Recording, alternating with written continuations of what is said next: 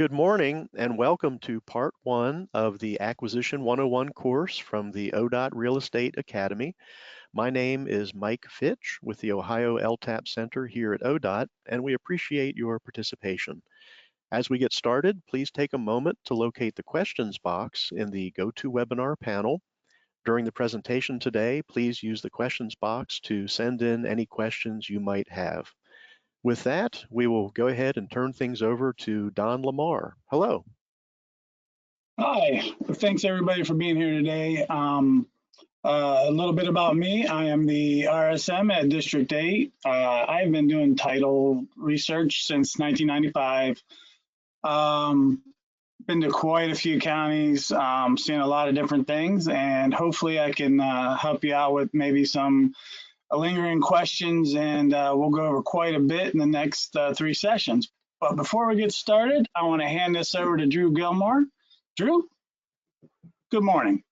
Morning, Don. Thank you so much. Thank you to LTAP for putting on this webinar on title procedures. And most importantly, thank you all for being here this morning and making this investment in your career, in your education, and our right-of-way industry. I really appreciate you guys being here. Like Don said, we are incredibly excited to be able to bring this 3-part webinar to you guys on titles. What we do with titles is so foundational to all the work that goes on that follows the title work. We got to know who we're dealing with, who we're paying in order to make sure that we get the property that we need. So also big thanks to Greg Severance from the Attorney General's office, who's also going to be presenting during this webinar series. So you guys have a huge amount of expertise available to you here within Don and Greg, and just want to encourage you to make the most of it during these sessions, but also afterwards, that you know that you've got contacts now with the department where you can reach out to ask questions to our experts, because that's what we're here for. We are here to provide policy, training, and support to you in whatever capacity you're working in, whether you're working for the department, for an LPA, for a consultant. We are your partner in trying to get things done in right-of-way in the state of Ohio. So we're very proud to be able to offer this session to you guys.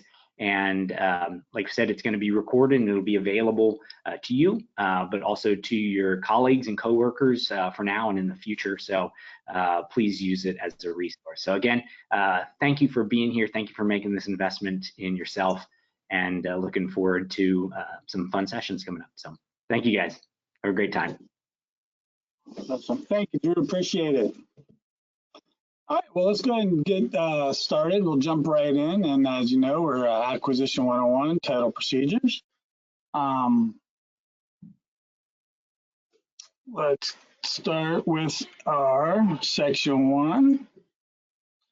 And in Section 1, we're going to take a look at an introduction to the Section 5100, which is the title section of the manual of ODOT.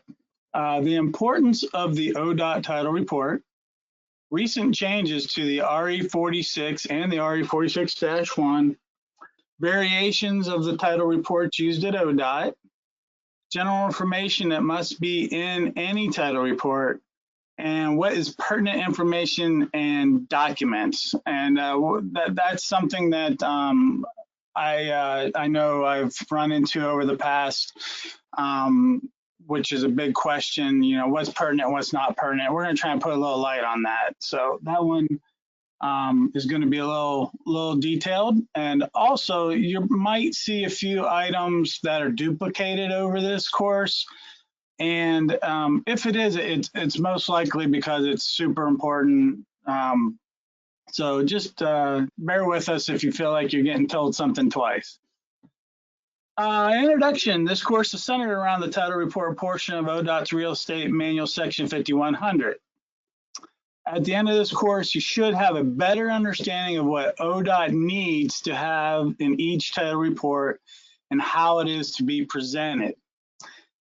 I know in the past we've had some disappointed individuals thinking that this would be more of a class to teach you how to do title reports. And not so much the case. It's more of, this is centered around ODOT's what we need to put in a title report in order to go forward with our acquisition process. ODOT requires things that the private sector does not. And when I say private sector, I'm referring to mortgage companies and credit unions, things like that, when they do a mortgage. So moving forward, we're going to go ahead and take a look at, there's 8 sections in this manual, and that's not a lot, but they are broken down, and each one of these, I mean, it's very key to a successful acquisition of each parcel, is to make sure that everything that we do good, we do correctly, we don't get lackadaisical. We make sure that everything is all the T's are crossed and the I's are dotted.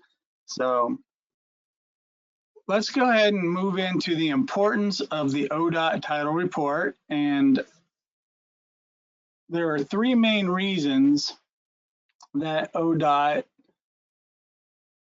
does title reports. And the first one we have is to identify all owners or ownership with an interest in the property being acquired.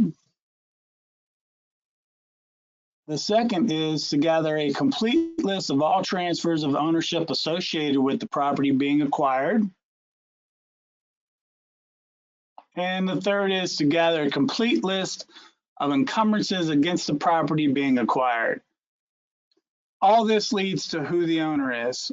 And that's one of the things you're going to hear repeated, because if we don't know who the owner is, we do not know who to make the offer to. If we make the offer to the wrong people, we could have quite a cluster that we need to fix. It happens. Ownership changes without knowledge of or somebody missing it on a title update, something to that effect, or just not doing a title update altogether before paying someone. We all make mistakes, but we're here today to try to get you a good, solid foundation on what you need to know. 5101 is the general section, and title reports are created, again, to identify the owner of the property. And then once the owner is known, the district can provide the owner the notice of intent and good faith offer, which we refer to as a NAGFO. And this is required by section 16304 of the Ohio Revised Code. You cannot make an offer without a FMVE and appraisal. So there are more steps to it, but in order to make the offer to the correct person, we have to know who owns that property.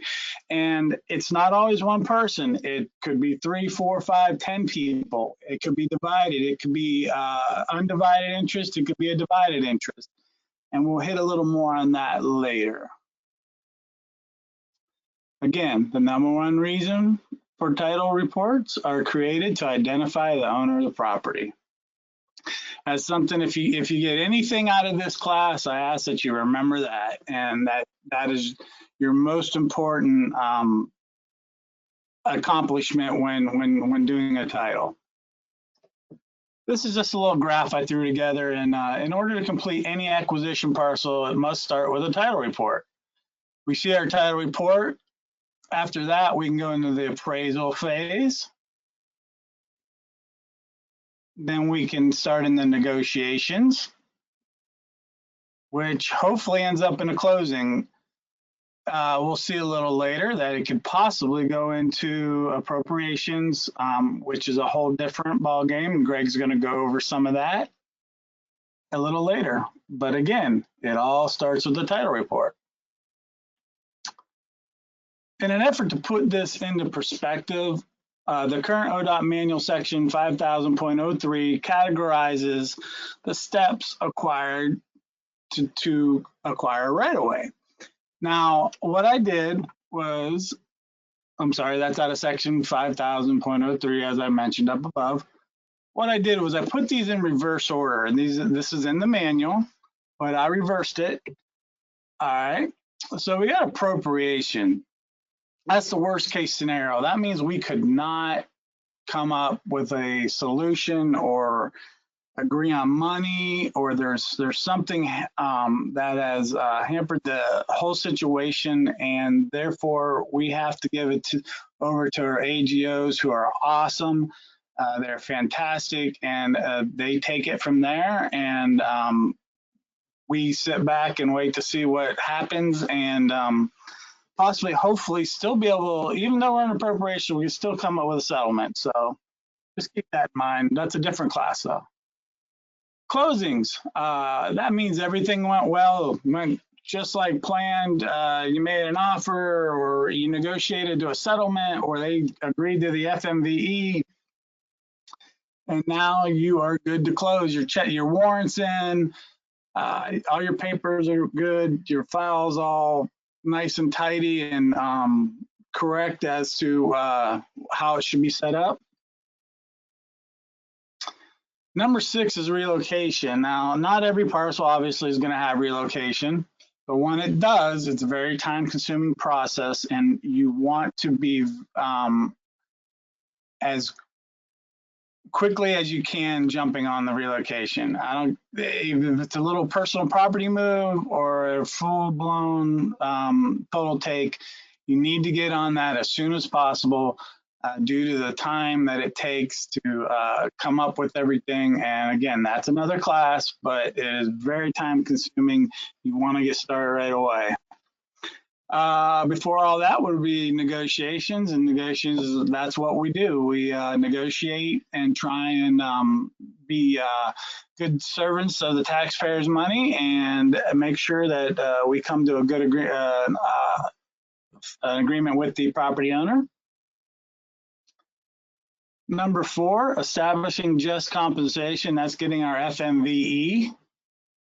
And before you can do that, you have to have these 2 things: an appraisal report, which is show me the money. That's where you're going to go ahead and whoever does it, whether it's a waiver of appraisal, VEF, or a full-blown appraisal, whatever it is, it will be reviewed, and that's where we make sure everything's USPAP compliant. Sorry about that. And that everything's good to go. So what would you think number 1 would be? Title reports. ODOT needs to know all parties that have an interest in the property. And I know I've said that 3 or 4 times so far, so I guess that's kind of an important thing that we really, really need to focus on when doing these. And it's not just the owner of record, it's also mortgage companies, anybody with an easement, a lease, and other different types of interest in the property, that we need to know that we're not paying the wrong people, and that we're also paying everybody. Okay, let's move on to recent changes into the 46 and the 46-1. And just, I'll repeat this later, but you always want to use the most recent copy of these documents. And in the RE46 underwent some minor changes in April of 2018, and again in June of 2019. And let's take a look at them. I know it might be a little hard to see, but right there, we can see our last update of this report was done in June of 2019. And what was done, I'm just grouping them together, the 18 to 19, but we removed the state job number. It was deemed not necessary for this purpose. Something that I find very helpful, we had 3 boxes added, and whichever one that is checked is the reader right away knows what the author was doing, whether it was a 42-year abbreviated or an update. We go down and we can see that we have added phone number and a place for the mailing address and property address. It was just assumed before, but now it is there. As far as phone numbers go, if you can find it, fantastic. Do not make it part of, to the extent that you were late on your report because you couldn't find a phone number. Don't worry, the negotiator will find a phone number or have to make contact another way. Mortgage companies, mortgages, liens, encumbrances, anything like that, we added phone numbers for. Those should be pretty easy to get us for the mortgage companies. Liens and encumbrances, maybe not so easy, but you should, if it's Fifth Third Bank or Bank One or whoever, you will be able to find Bank One, that dates me, it's Chase Bank now. You should be able to find a phone number. Down here in section 5, we have added a drop-down box of all 88 counties, and you pick your county and it automatically populate it. Then we move over to the second page into the acknowledgement section, and we can see here we have 2 click or tap to enter dates. They're drop-down boxes, and you can put your date in there with these. It makes it a little simpler, a little cleaner. And back here, again, we have the counties drop-down box that you can put in your county without having to write it in. You can just scroll down and click in. The update block is basically got the same information now that the acknowledgement did in the other section. The changes are the click the date box and the choose a county box. So those are the changes, nothing major, nothing is earth shattering. Actually, it's going to make it easier on you and the reader. The SJN again was removed. That was something that was always a little difficult to find. It always wasn't available during the research process. Sometimes you're researching with preliminary plans and other things that could hamper. And rather than keep that box empty all the time, we decided to remove it. I feel that the 42-year abbreviated title, that is going to help immensely when somebody, I say pick up, but opens up a title report, they know exactly what they're looking at. So let's move on to the RE46-1. And you can see here there has not been any revisions since 10/2007. No changes, everything's the same, and we will go over how to fill out the title chain a little later. So that's it for that section, and we're going to move on to variations of title reports used at ODOT. That comes out of section 510102 of the ODOT manual.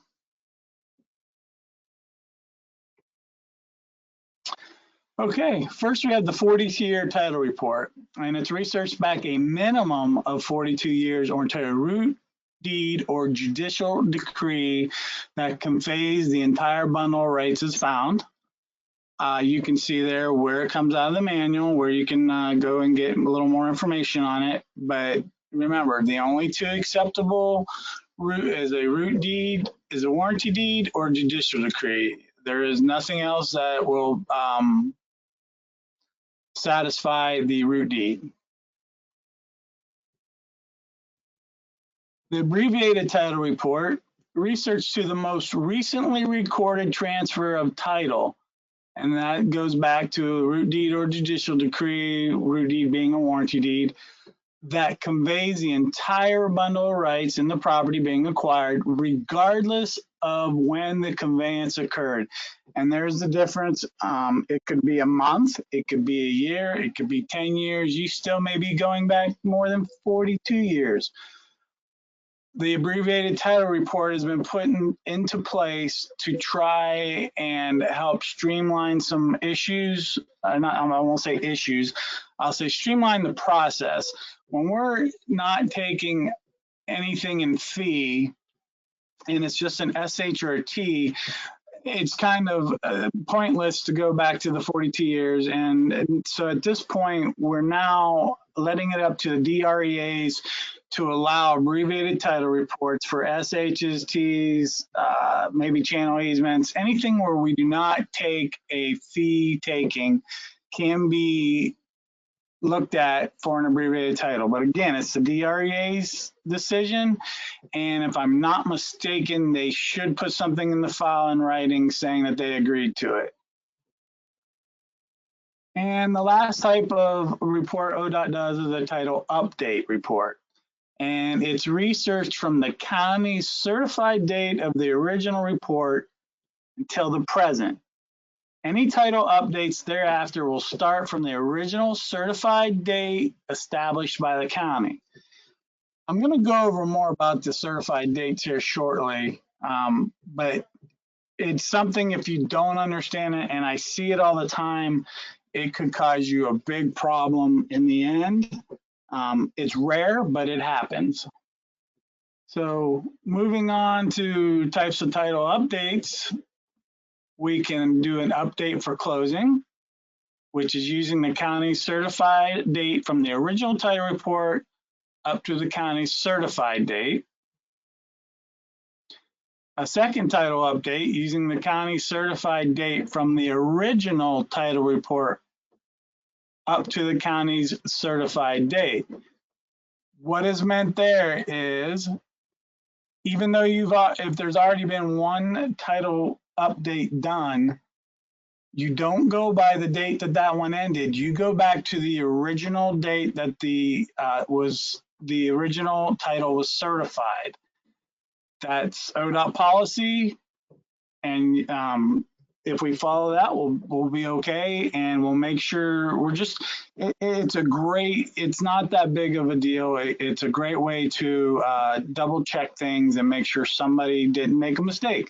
Again, we all make mistakes, and things are going to happen. So an additional type of update, you could go to a third or fourth, etc. title update. It's the same process as the second title update. You always start from the original county certified date to the county's current certified date. And remember, I know that sounds a little out there, third or fourth, but it happens.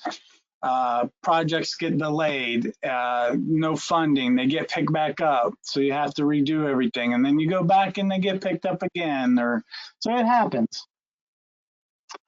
We also have title update for appropriations, and that's what Greg's going to talk about a little later. You are to use the checklist located in the ODOT manual section 510502A 1 through 6.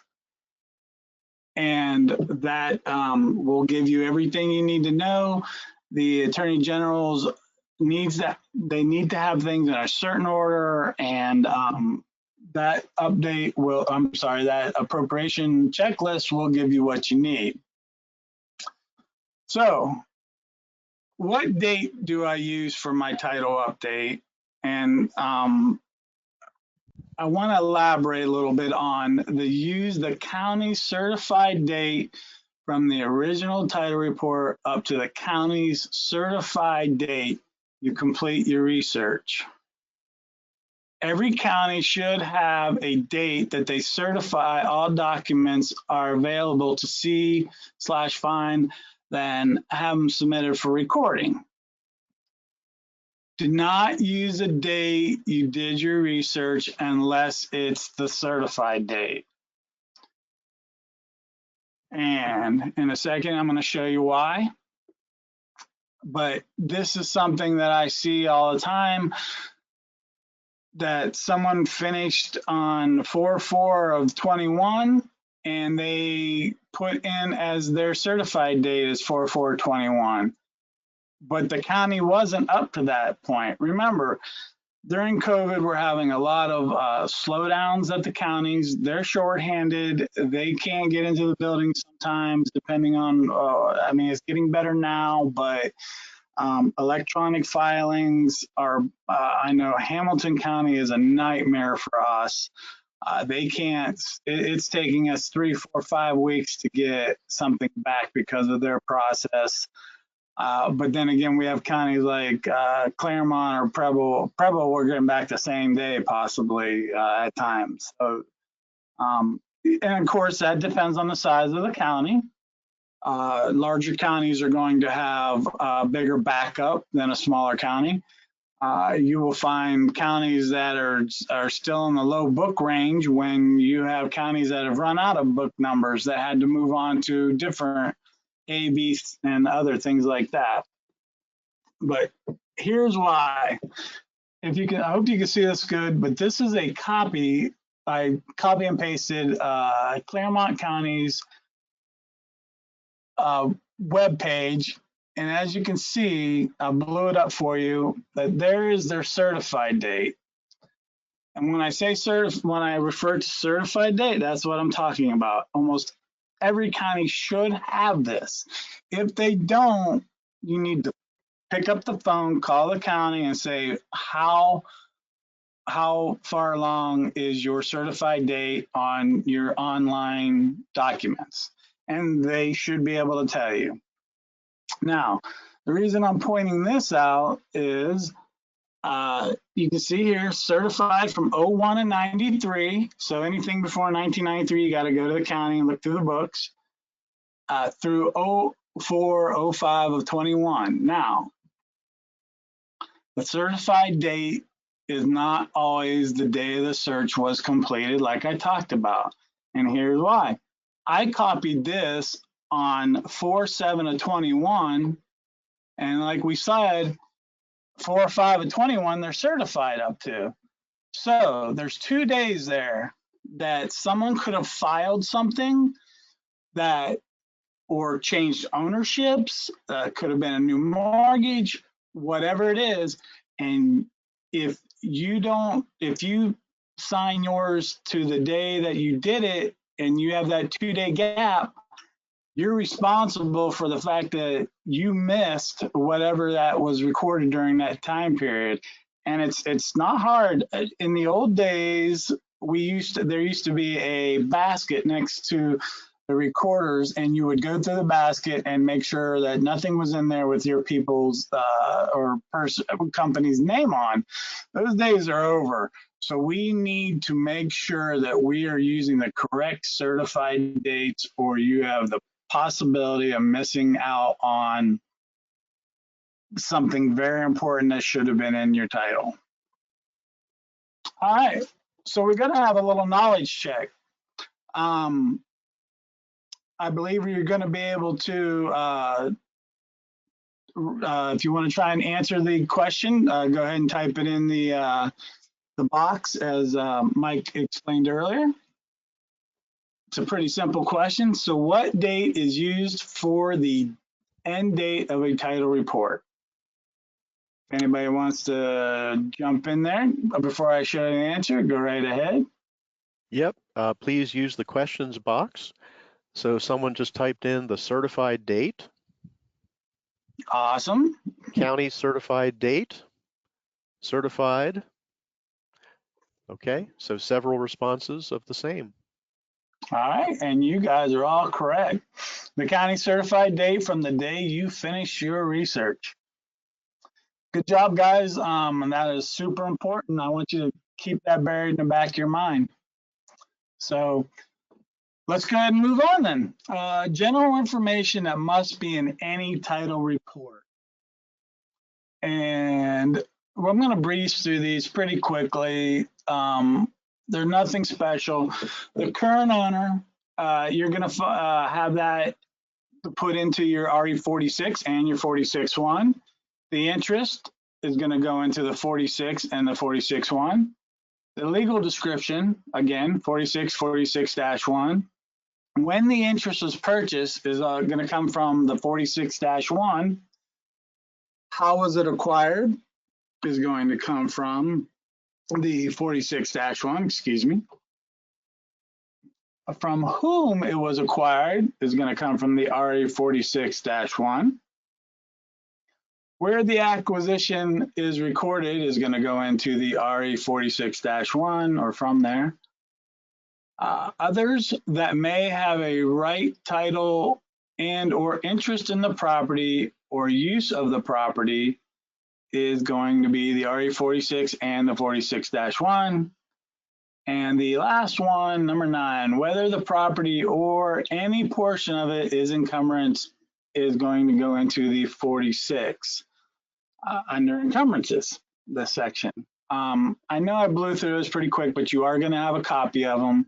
And again, all this is in the manual, so you can go check that out. But we want to move on to this. What is a pertinent document and pertinent information? And this day and age, when we can print an entire mortgage off without having to go in and pick and choose the pages that we feel we need, because when we're at the courthouse, sometimes they're $2 a page, sometimes they're a dime a page. It all depends on where you're at. By ORC, I believe they're allowed to charge up to $2 to make copies for you, or for you to make the copy for yourself, which is something that now that we're moving more forward into, counties are putting more online.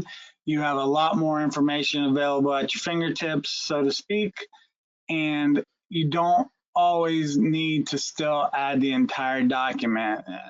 That's something I refer to as fluff.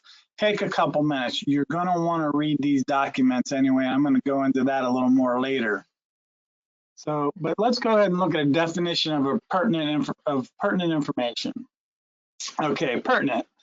Belonging to or related to the subject or matter in hand, fit or appropriated in any way, adapted to the end proposed. And what we really want to pull all this is the word relevant.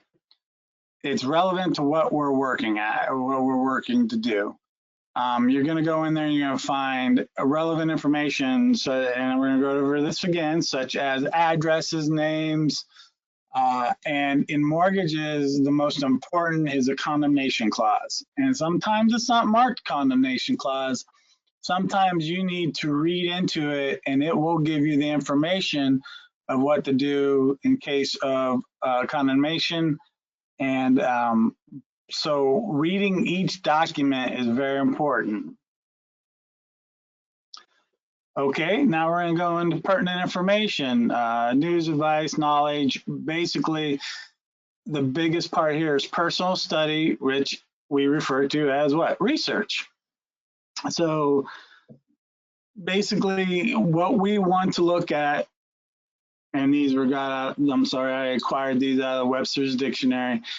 You can always add the entire mortgage, and those mortgages are usually the largest document, but it's better if you go in and pull apart the pertinent information and not always add the whole thing. If it's 5 pages, add it all.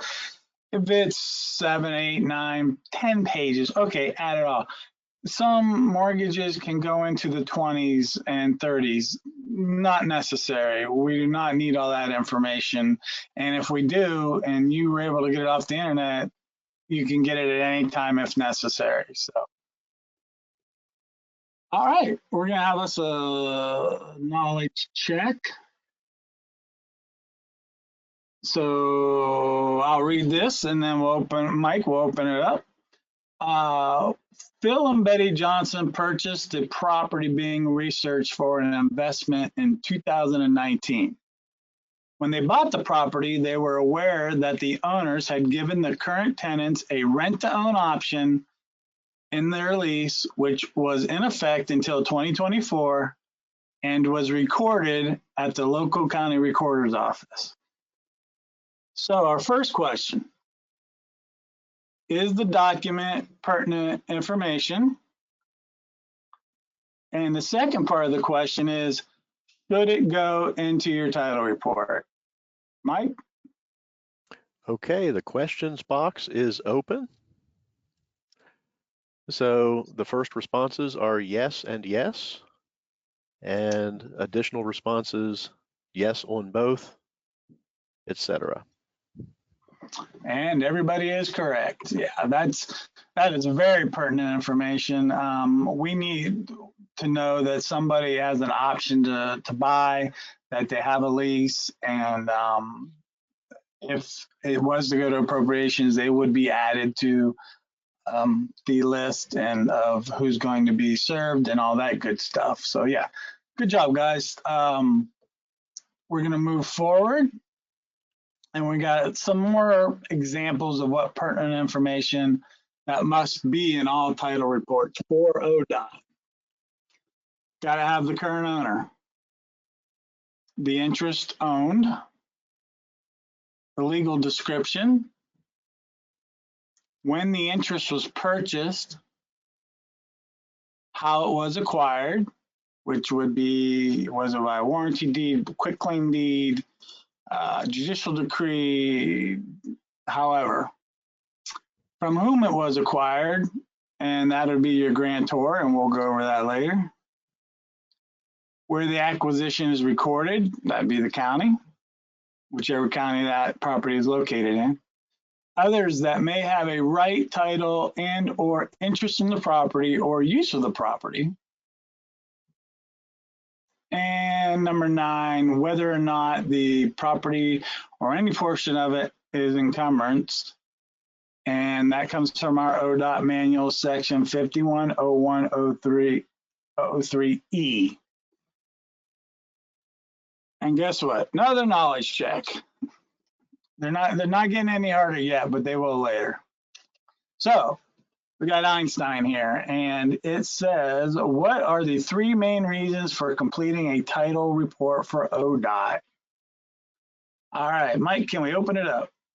Yes, the questions box is open. First reply, identifying ownership. To identify all owners, find out owner. Determine current ownership and interest, identify owner.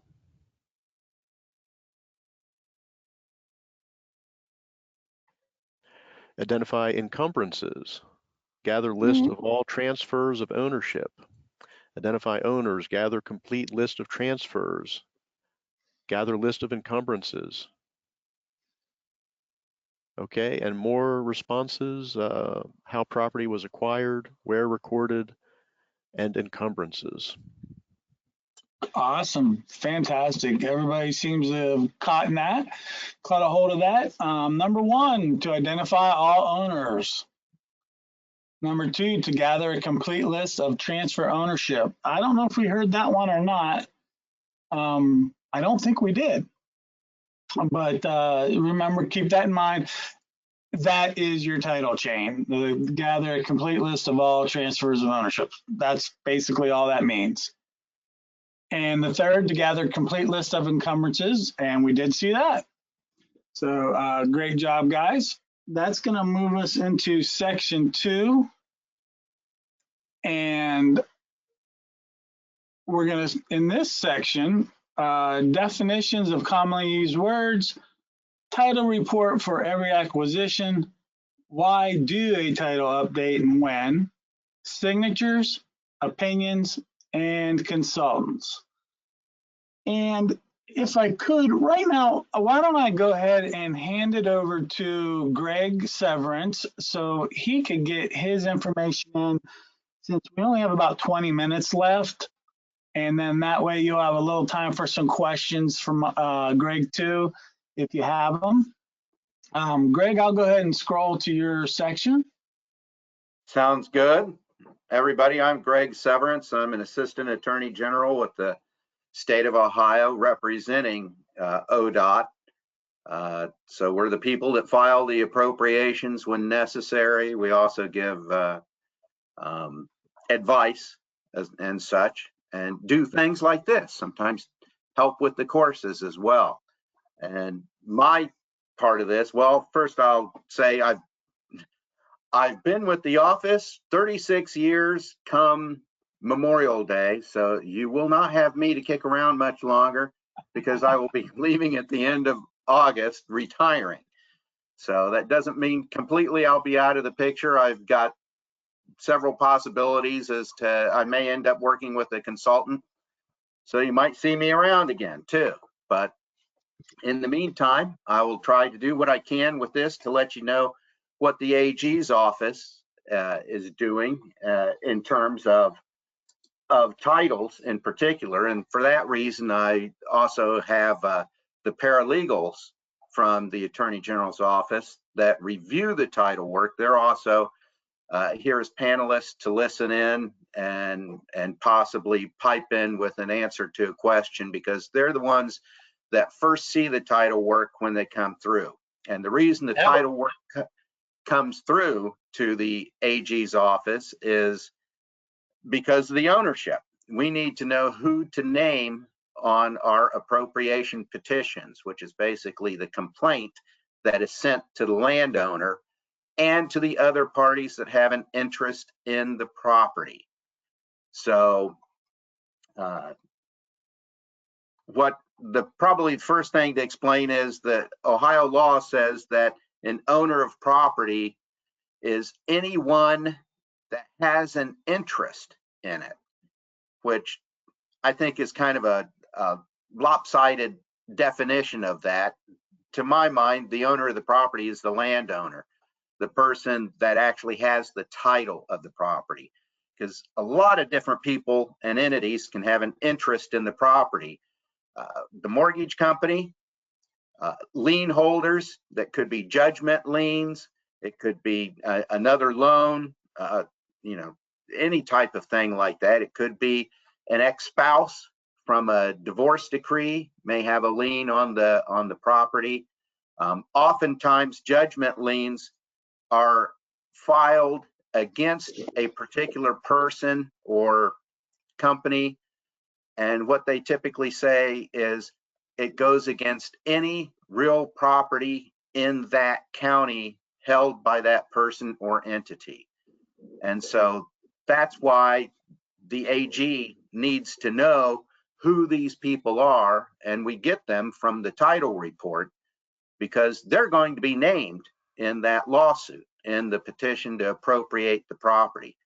Also, in terms of negotiators for ODOT that are negotiating with the property owner, they may need to get a partial release, a lien release from that entity that has that lien, or the mortgage company that has the mortgage, because often in mortgages, the mortgage company has a clause in there, condemnation clause, where they're entitled to the proceeds from any appropriation action, any condemnation action. That's another word for appropriation. So those people have to be known, not just for the AG's office, but also for the ODOT negotiators as well, who may have to deal with them and often do. Obviously, that happens in appropriation. That's what we call a total take, that takes all of the property, but it can also be very important, and they still need to be named, at least in the suit, for a partial appropriation, where only part of the property is appropriated, and it could be a very small part. At any rate, let's go on to the first. Let me see what our first thing is. As I said, ODOT takes property by exercising its right of eminent domain,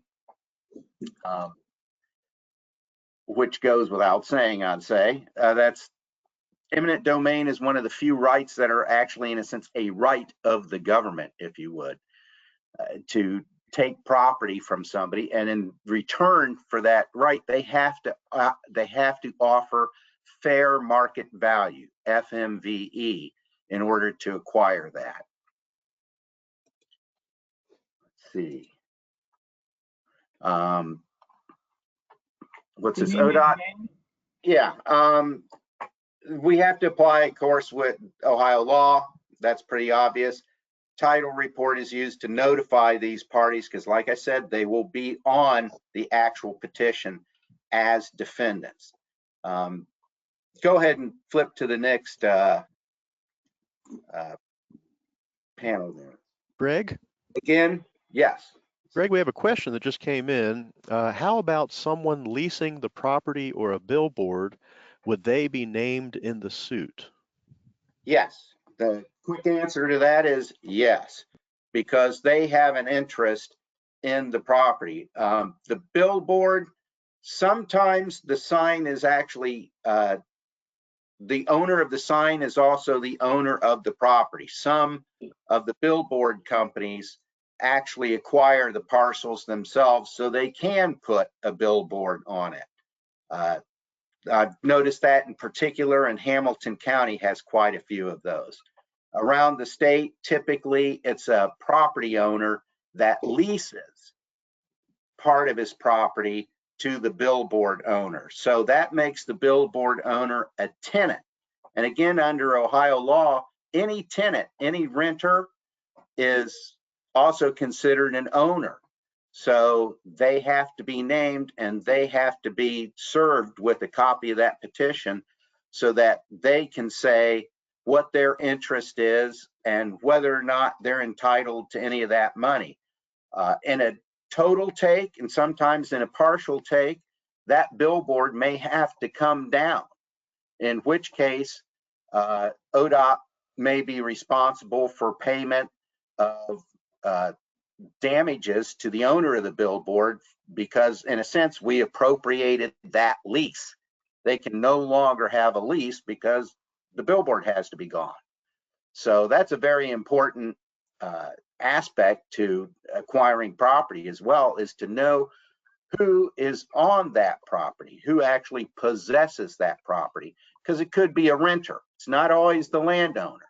And in business situations, quite often, the property is owned by a different entity than who may be occupying the building. It could be a land lease or just simple tenancy, as in particularly like strip malls or something. And as I said, often, just like with the mortgage, often with the business lessees, they will also have in that tenancy agreement, in the rental agreement, they will have a provision for condemnation. Again, a condemnation clause that says that the actual landowner is the one that gets any money from an appropriation, from a condemnation action. And the tenant's only recourse is to go against the landowner, saying such that, basically that every tenant is entitled to what they call quiet enjoyment of the leasehold. And obviously, if someone interferes with that, such as ODOT or some other condemnor that comes in and takes part of the property, that should diminish what is required to be paid under the lease, because the tenant was leasing the entire property. Or in the case of a strip mall, maybe they're losing some parking spots or something. And that could be very, very important to the tenants. So they often express that through the landowner. As we said before, all title reports, 42-year reports, that comes from the root of title requirement from the state. Anything older than that often can just be ignored because it doesn't exist. But sometimes the 42 years means it could go a very, very deep into the past, because you're talking about 42 years from, or to, if you want to, depending on how you're looking at it, from the most recent transfer. And that transfer could be considered a lease as well, too. A conveyance is the best, but sometimes you go from the lease, and that covers everything. You can be pretty good, pretty well assured that you've got everything there. The report, of course, includes name and address of every owner, because the address is important, because we have to know where to serve them. So, Greg? the agent, yes. I'm sorry. We have a question from Mark, who says, when dealing with a railroad, should the title report go beyond the 42 years? It shouldn't have to. It's not required to. can't think of a reason why it would have to, why I would have to treat them differently. There is a trick though to railroads. Technically, ODOT's not allowed to appropriate against a railroad. If that action has to occur, it has to go to federal court instead of typically the court of common pleas of a county. So railroads are a very special animal, and railroad titles themselves could probably have an entire course like this just to figure out who has title to it. Railroads take titles to property in a lot of different ways, and I've seen it filed in a lot of different ways. They're probably the most complex titles to research because many of those go back into the 19th century, about mid-19th century. So you'll see a lot of handwritten deeds and everything, and the title often is not clear, which is another reason I'd like to bring out. Sometimes you just plain can't identify all of the owners or all of the interests in a property.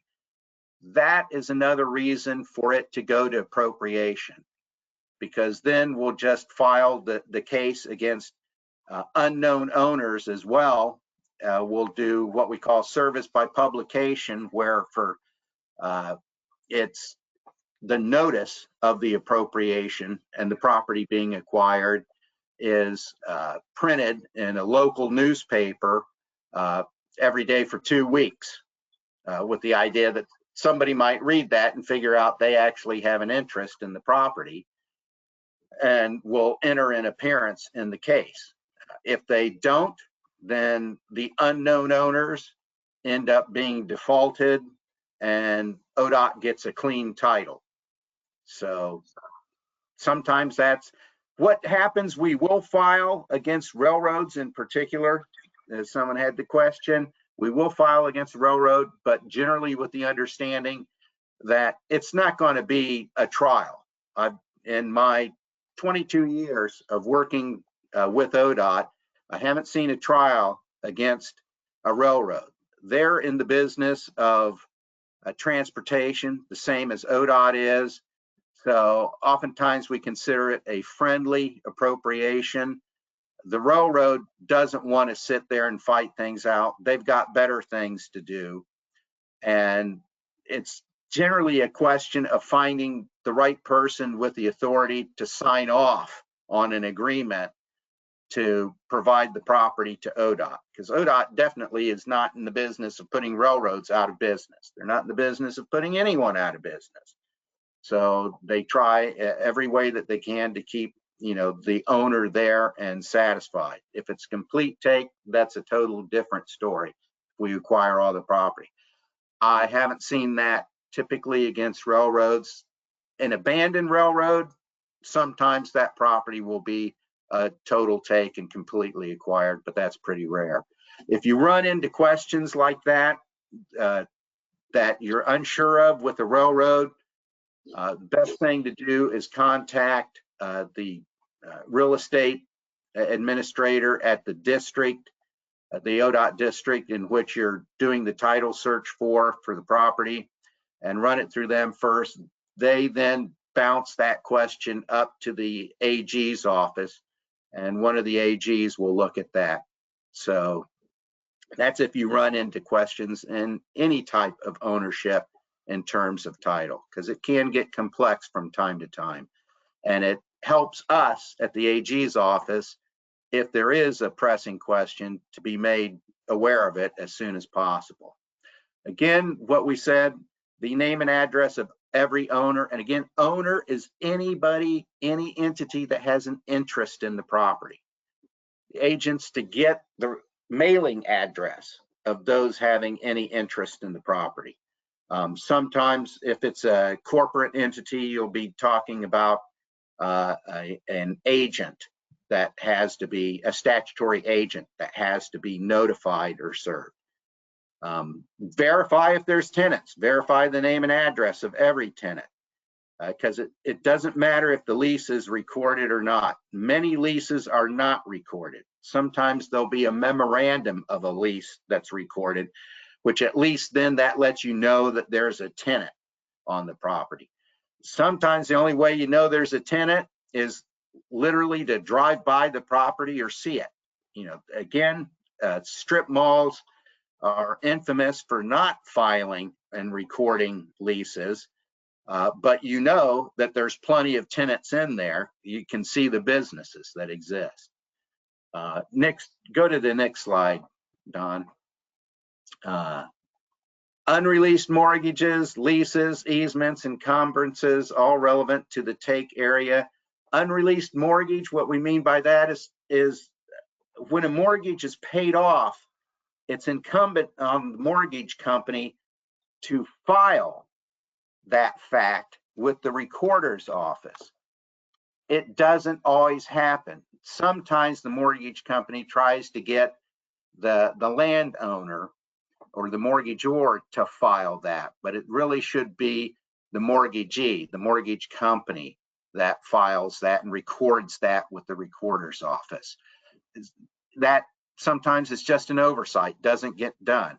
A lot of times it'll take a while. It may take a month, it may take 6 months, depending on how big the mortgage company is and how tuned in to getting that recorded they are, because I've seen that very lax practices in that case. And so that's why the agent has to go ahead and secure all of those. And just assume, if you don't see that that a release has been filed, assume it's been unreleased. Still have to name them. And at some point, the landowner has to take care of that. It's not our job to take care of that. If the fee owner operates a business on the property as a tenant, we did talk a little bit about this already. Okay, get the legal name of the tenant's company, you know, because a lot of times they're doing business as something else, and that's not their legal company or legal name. The name and address of the tenant's registered agent. If not available, then the address of the company's headquarters. And if that's not available, at least verify the street address of the tenant's premises. A lot of times you can go to the Secretary of State website and you can find the name of the corporation or another company. You can find the DBA. You know, you look up the DBA and you made the doing business as, and it may reference you to the actual corporate or partner ownership of it. If it's not listed with the Secretary of State's office, then, like we said, obtain the commercial mailing address of the company, so at least we know someplace we can send it to. Okay, Don, next one. If in the name of the general partnership, limited partnership, or limited liability partnership, the agent should get the name and address of the registered agent of the partnership, the name and addresses of all the general partners from the Secretary of State of Ohio. And if there's no information from the Secretary of State's office, again, list the commercial mailing address of the partnership. So at least we can contact them at some point.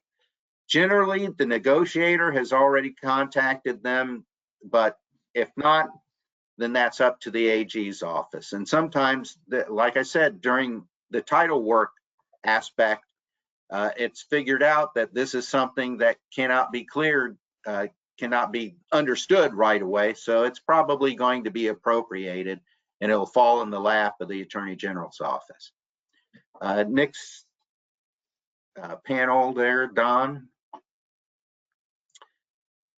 If it's under a fictitious name registered with the Secretary of State, then get the name of the parent company and the name and address of the registered agent.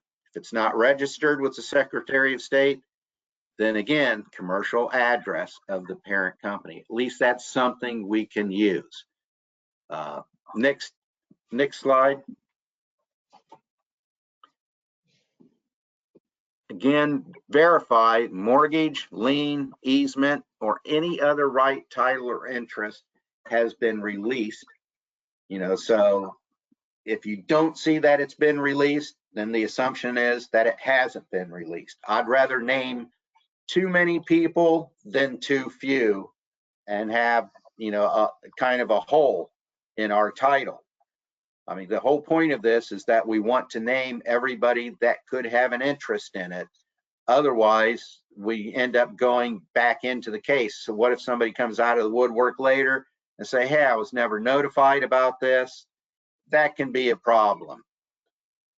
Liens are supposed to be listed in a certain way on the report. You can see by the slide how you're supposed to list them. So that way, again, that gives us the information, hopefully the correct information, to notify these people and to serve them with the petition when it goes to appropriation. Copies of every mortgage, lease, easement, or other instrument creating a right, title, or interest in the property are attached to the title report. If it's lengthy, attach pertinent parts. You know, we want to know who signed it. We want to see if there's a condemnation clause, so look for that. That's typically how it will be styled, is a condemnation clause. It may mention, or it may be a clause that mentions eminent domain or appropriation. So those are the three terms to really look for: condemnation, eminent domain, even appropriation. I haven't seen appropriation show up yet, but that doesn't mean that it could be. A lot of different people are doing a lot of different things and a lot of different instruments. Pertinent parts, as we said, the first page, because that'll generally identify who the parties are to it. The legal description page, that's the metes and bounds of the property and lets people know, is this the same property? You know, are we looking at the same property, or somehow we're looking at something different? Condemnation, eminent domain clause, and of course the signature page. Again, the signature page to make sure of who the parties are to this agreement. Okay, next, ma'am. And Greg and Don, we have reached 10 a.m. Well then, we can continue this beginning Thursday, I guess, if you want to, Don. That makes sense. That's fine with me. I'll be here again. I'll wear my tie again. So. All right. Okay, well, thank you, everybody. Mike, did you want to close out, or? You might as well close out, Don. It's your, or Mike. Okay. See you Thursday. Yeah, Mike. Go ahead, Don. Okay, yeah, thanks, everybody. Appreciate you being here. We are a little behind, but we're on a good schedule. We should be able to catch up. But thanks, everybody, and we will see you or hear you in the let me see, a day after tomorrow. So thanks again, and have a great day. All right, thanks.